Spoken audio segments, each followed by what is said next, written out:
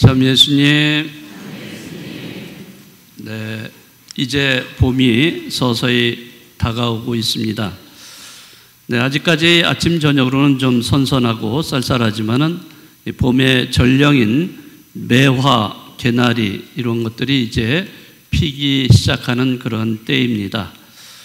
네, 봄에 관한 예시 중에 한 편을 짧게 낭독을 해드리고 싶습니다.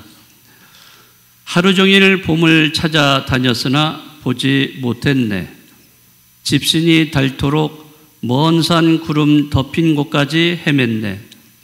지쳐 돌아오니 창앞 매화 향기 미소가 가득 부모님이 그 가지에 매달려 있었네.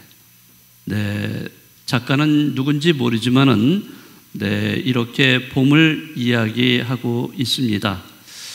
자, 이 짧게 제가 일부분만을 낭독을 해드렸는데 좀 봄이 느껴지시나요? 네.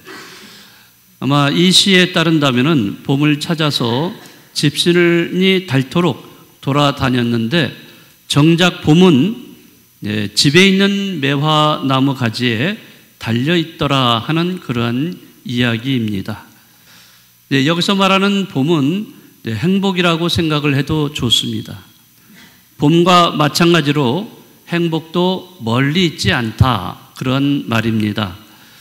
바로 지금 여기 내 삶 안에 또 내 가정 또 내 일터에 행복은 이미 존재하고 있다는 것입니다.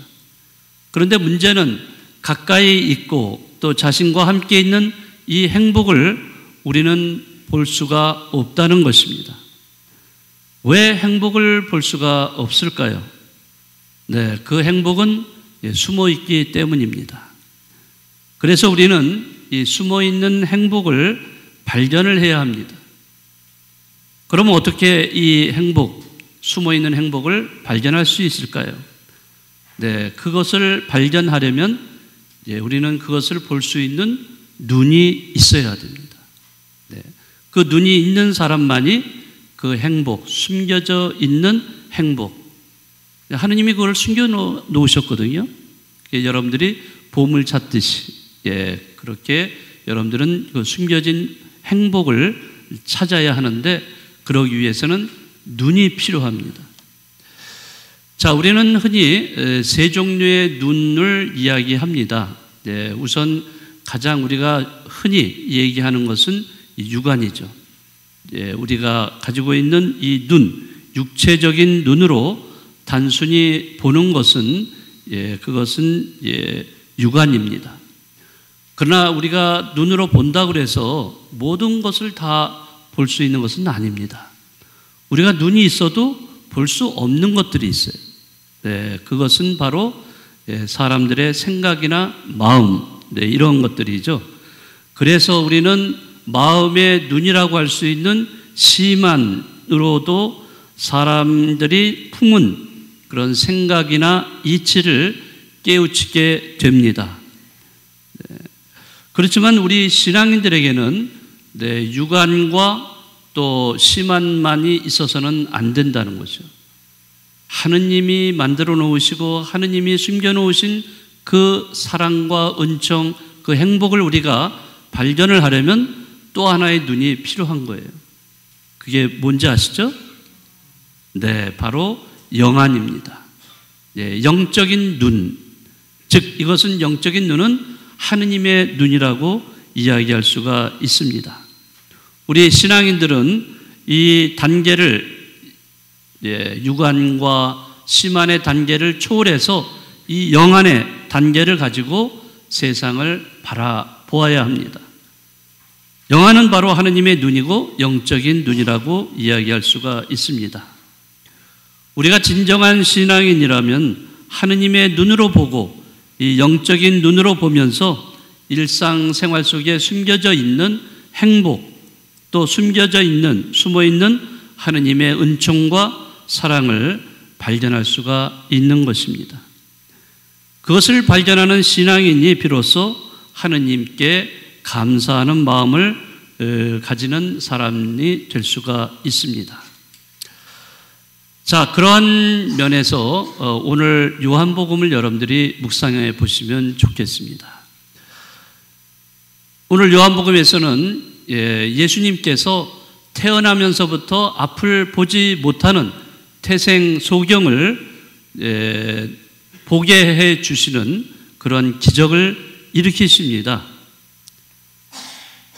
제자들은 그 사람을 향해서 누구의 죄 때문에 저렇게 고통스러운 삶을 살고 있냐고 하면서 고통의 원인을 묻습니다. 예수님은 이렇게 답변을 하시죠. 부모의 죄도 아니다. 그리고 저 사람의 잘못도 아니다. 다만 하느님의 일이 그 사람에게서 드러나게 하려고 그리 된 것이다 라고 말씀을 하십니다. 네, 바로 당시의 사람들은 그런 것에 대해서 어떤 장애를 가졌다든지 병을 얻었다든지 질병을 앓고 있는 것을 마치 자신이 잘못한 것의 대가로 고통을 받고 있다라고, 다시 말하자면 하느님의 벌을 받고 있다라고 생각을 했던 것입니다. 그렇지만 예수님은 절대 이 사람이 그렇지는 않다라고 말씀하시면서 이 사람을 통해서 하느님의 일이 드러나게 하려고 하신 것이다 라고 말씀을 하십니다. 여기서 하느님의 일이라고 하는 것은 눈먼 사람이 예수님에게 치유를 받아서 기적적으로 눈을 떠서 볼 수 있게 되었다는 것이고, 또 그 기적을 계속 거부하는 바리사이들이 오히려 눈먼 사람들이 된다는 것을 드러나게 하려는 것, 이것이 바로 하느님의 일이라고 오늘 예수님은 말씀을 하십니다. 눈을 떠서 볼 수 있게 된 태생 소경, 그는 볼 수 있게 되었다고, 또 이렇게 멀쩡하게 떠졌다고 증언을 하고 있죠.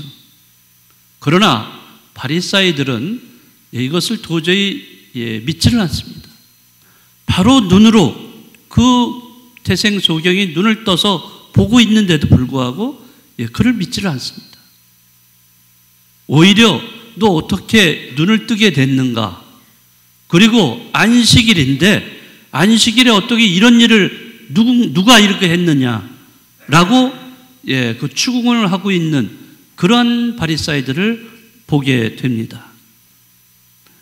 두 눈으로 확인을 하였는데도 눈이 떠져 있다는 것을 믿지 않고 있으니 그들이 오히려 눈이 멀어져 있는 셈이라고 할 수가 있습니다. 눈이 있어도 보지 못하는 사람들, 바로 그들이 바리사이들이라고 할 수가 있습니다. 오늘 요한복음 내용의 초점은 눈을 뜨게 된 태생 소경보다는 눈을 뜨고 있어도 태생 소경의 기적을 인정하지 않아서 오히려 영적인 눈이 멀어져 버린 그런 바리사이들이 바로 오늘의 그 초점의 대상이 되지 않는가, 이런 생각이 듭니다. 그렇다면 이제 여러분들은 어떻습니까? 영적으로 눈을 뜨고 살아가는 여러분들이신가, 아니면은 영적으로 눈이 멀어버린 바리사이와 같은 그런 사람들인가? 우리는 이 사순절을 보내면서 우리 자신을 한번 돌아봐야 됩니다. 나는 정말 영적으로 눈이 떠서 정말 하나님의 일을 제대로 내가 바라보고 체험하고 있는가? 우리가 성경을 보면은 이렇게 눈을 뜨지 못한 상태에서 눈을 뜬 그런 사례들이 여러 번 나옵니다. 예수님이 돌아가셨을 때 그 제자 둘이 그 엠마오로 가는 도중에 그 실망과 좌절 속에 엠마오로 갈 때 예수님께서, 부활하신 예수님께서 그들에게 다가가셔서 그들과 대화를 나누시죠. 동행을 하시죠. 그렇게 하면서 성경을 풀이를 해 주심에도 불구하고 그들은 예수님을 알아보지를 못합니다. 그러나 엠마오에 도착해서 함께 예수님이 거기서 식탁에서 빵을 떼어 주실 때 그들은 눈이 열려서 예수님, 부활하신 예수님을 알아보았다고 되어 있어요. 그들은 이제 영적인 눈이 떠진 것을 말하고 있어요. 또 우리는 이방인의 선교사로 알려진 바오로 사도도 그렇게 알고 있죠. 바오로 사도도 그리스도를 박해하는 사람이었어요. 그리스도인들을 그렇게도 박해하고 죽이는 그런 사람이었지만은 그 다마스커스로 가는 도중에 부활하신 예수님을 만남으로써 그는 새로운 사람으로 변화되죠. 말에서 떨어집니다. 눈이 멀어 버리죠. 그리고 그는 결국에는 치유를 받아서 눈이 떠지게 되면서 이제 그리스도께 사로잡힌 그런 사람으로 선교에 앞장서는 사람이 되죠. 그러니까 눈을 뜬다, 영적인 눈을 뜬다는 것은 새로운 인생이 된다는 것을 말하고 있고, 그런 새로운 인생을 통해서 새롭게 살아가는 사람이 된다는 것을 알 수가 있습니다.